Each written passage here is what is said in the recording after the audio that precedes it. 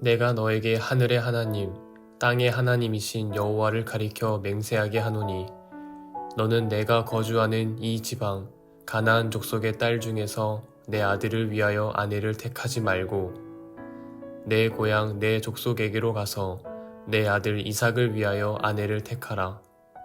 종이 이르되 여자가 나를 따라 이 땅으로 오려고 하지 아니하거든 내가 주인의 아들을 주인이 나오신 땅으로 인도하여 돌아가리이까.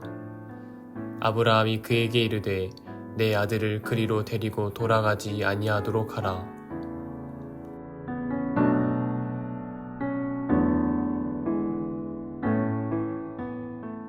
오늘은 창세기 24장 3절부터 6절까지 있는 말씀 가지고 이삭의 배우자 조건에 대한 이야기를 함께 나누도록 하겠습니다. 24, 이삭, 이삭이 이게 관한 가장 중요한 시기, 결혼. 이 결혼의 문제가 바로 이삭 24장에 나와 있습니다. 오늘날 우리들이 자녀들을 결혼시키려면 여러 가지 조건들이 많이 있을 거예요. 학력도 봐야 되고, 또 경력도 봐야 되고, 직업도 봐야 되고, 나이도 봐야 되고, 여러 가지 조건들이 있을 겁니다. 또 학벌도 봐야 되고, 상대방의 집안도 봐야 되고. 그런데 다른 건 괜찮아. 이럴 수도 있고 저럴 수도 있고 뭐 다 하지. 그런데 이것만은 안 돼. 이것만은 안 돼라고 이야기하는 부모의 조건. 이것이 결국 부모의 가치관입니다. 다른 건 다 양보해도 이것만은 안 돼라는 게 부모의 가치관이에요. 저희 같은 경우는 딸이 있는데 딸이 결혼을 하겠다. 그러면은 다른 거는 다 괜찮을 것 같아요. 뭐 자기네들이 사랑하니까 서로를 아껴주고 위해서 그렇게 결혼한다고 상관없는데 만약에 기독교인이 아니라고 얘기한다면 그것만은 안 될 거예요. 왜냐하면 제가 목사기 때문에. 여러분들도 그래요. 목사님이니까 또 그렇죠. 우리들은 좀 달라요. 우리 애들은 좀 달라요. 라고 이야기하지만 다를 거 없습니다. 여러분들의 자녀나 제 자녀나 목사 자녀라고 해가지고 뭐 철저하게 믿음 안에서 신앙 안에서 예스 아멘 그럴 것 같죠? 그렇지 않아요. 그러나 그만큼 저는 부모로서 확연한 가치관이 갖고 있다라는 이야기를 하는 겁니다. 오늘 이 이삭에게 있어서 이삭의 아내를 구하는 데 있어서 두 가지 조건을 얘기합니다. 하나는 뭐냐면 이방 여인이 아닌 족속 중에서 고르라라는 얘기예요. 이 얘기가 바로 종교관입니다. 이방 여인이 섬기는 이방 신들을 섬기는 그런 여인을 데려와서는 안 된다라는 이야기죠. 하나님의 말씀 그 신앙 안에 있는 자녀를 데려와라라는 이야기입니다. 많은 사람들이 결혼할 때 배우자를 할 때 믿지 아니하는 사람하고 교제하고 그 다음에 결혼해서 살려고 부모에게 오는 경우들이 많이 있어요. 그럴 때 대부분 결혼식부터 문제가 돼요. 결혼식부터 목사님이 주례하는 것부터 문제가 됩니다. 그리고 사돈의 집안이 교회가 안 다니는 불교인 경우는 또 스님이 와서 또 얘기도 하시고 여러 가지 일들이 일어납니다. 참 우스운 꼴이 되는 결혼식이 참 많이 있더라고요. 오늘 우리들의 삶 가운데 중요한 건 믿음입니다. 신앙입니다. 이거는 왜 중요하냐면 미래를 향하는 목표가 달라요. 목표를 보는 눈이 달라요. 둘이 만나서 결혼해서 앞으로 살아가야 하는데 신앙인으로 보는 미래와 비신앙인으로 보는 미래가 달라요. 한쪽이 신앙인이 돼서 상대방을 인도하면 좋지요. 그런데 이게 쉽지 않습니다. 매 주일마다 싸울 거예요. 매 주일마다 싸우고 그 갈등은 매 주일 반복됩니다. 그런데 그래 행복하겠습니까? 교회 가자. 나 싫다. 안 가던 사람이 결혼을 했는데 갑자기 가는 경우가 그게 쉬운 일이 아닙니다. 오히려 신앙을 가졌던 사람이 신앙을 버리는 경우가 더 많이 있어요.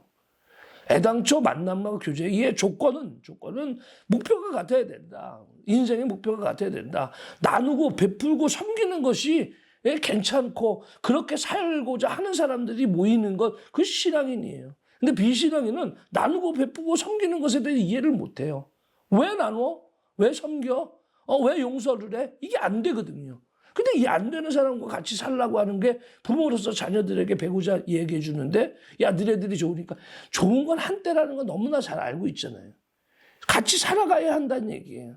그러니까 중요한 부분은 무엇을 중요하게 신앙관이 중요합니다. 아브라함은 그걸 알았어요. 그래서 이삭의 배표를 고를 때 첫 번째 하나님을 섬기는 사람이 된다. 이방신을 섬기는 여인이면 절대 안 된다라고 이야기를 하는 거예요. 그 두 번째 조건은 그 여인을 데려와야 된다라는 이야기예요. 데려와야 된다. 그것을 고르는 땅이 옛날 그 고향 땅이란 말이에요. 자기가 자라났던 고향 땅, 신앙의 토전이 있었던 거. 그러나 하나님께서 그 땅을 떠나라고 그랬거든요. 본토 아비의 집을 떠나라고 그랬거든요.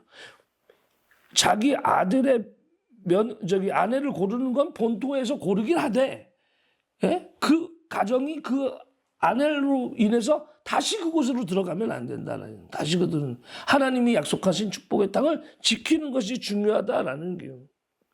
한치에 우리도 빈틈을 줘서는 안 된다는 얘기예요. 그러니까 그래서 다시 그렇게 기어 들어가고 다시 그렇게 해가지고 예전의 삶으로 가고 이러면 안 된다. 믿음을 지키는 거예요. 하나님의 신앙 안에서 축복을 이곳에서 받았으니 이 축복을 우리 자녀가 계속 잊고 그 다음에 자녀가 있기 위해서는 이 땅, 하나님이 약속하신 땅을 지켜야 하기 때문에 따라가지 아니하고 데리고 와야 되는 그런 믿음의 터전을 그 여자에게 데려가는 게 아니라 따라가는 게 아니라 그 여인을 어떻게 그러니까 믿음의 가정으로 불러들이고 함께하는 그런 얘기 오늘 성경에 나와 있는 거예요. 뭐가 중요하겠습니까? 우리 자녀들이 잘 되는 게 좋잖아요. 우리들이 복 받는 게 좋잖아요. 하나님 믿으면 잘 되고 복 받는 거 알면서 우리 자녀들에게 하나님 안에서 신앙 안에서 양육하고 가르치는 거 그거 꺼린다면 말도 안 되는 얘기 아니겠습니까? 특별히 가장 중요한 결혼의 문제인데 이미 결혼을 해서 믿지 않는 사람과 결혼해서 가정을 꾸려 우리 자녀들이 있다면 가만히 보세요. 신앙생활 잘 감당하고 그 모든 가운데 행복한가? 오늘 우리들의 삶 가운데 무엇이 중요한지. 그러면 잘못됐으면 뭐래요? 가르쳐줘야죠. 그리고 신앙 안으로 들어오게 만들어야죠. 어떻게 하든 예수 믿게 만들어야죠. 어떻게 하든 하나님 알게 만들어야죠. 그것을 위해서 나는 노력하고 있는가? 나는 자녀가 잘 되기를 원해. 라고 얘기하면서 신앙인이 아닌 자리로 가서 살아가는 것도 에이, 지네들 잘 살라고 내버려 두지. 라고 이야기하고 있다면 이건 모순이에요, 모순. 인생에 있어서 언젠가는 그들이 삶 가운데 하나님이 필요한 시기가 온단 말이에요. 부모도 없고 세상의 모든 것들이 다 의지할 데가 없는 시기가 온단 말이에요. 그때 그들은 어떻게 그 문제를 해결할 수 있겠어? 우리는 하나님을 소개시켜줘야 돼. 그리고 아직 비신앙인의 자녀가 있다면 애당초 처음부터 나는 믿는 사람과 결혼하길 원한다라는 것을 명확히 해야 돼요. 명확히. 나는 네가 지금 아무도 안 사귀는 상태라면 앞으로 사귀는 사람은 믿는 사람이랑 했으면 좋겠다. 그것이 엄마, 아빠의 소원이다. 그렇게 명확하게 이야기를 해줘야 돼. 왜? 자녀들을 위해서. 자녀들이 믿음 안에서.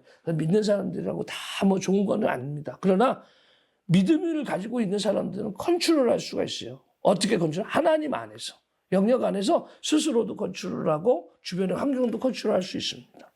우리가 하나님 안에 영향력을 발휘하는 그런 가정들이 하나님을 역시 복받는 인생 되는 것 아니겠습니까? 오늘 우리 자녀들과 우리들의 삶이 하나님의 영역 안에서 복 있는 삶을 살기를 주님의 이름으로 축원합니다.